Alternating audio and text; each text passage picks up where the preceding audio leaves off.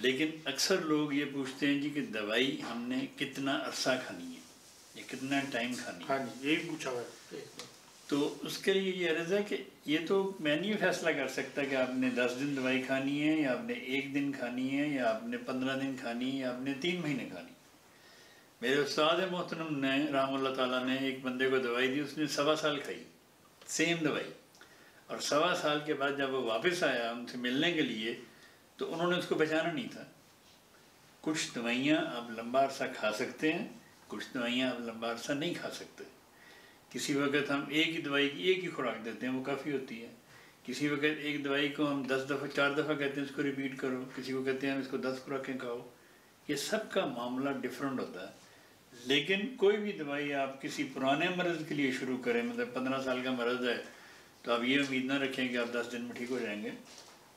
آپ کو کم از کم 1 سال 6 مہینے دوائی کھانی پڑے گی اس کے لیے.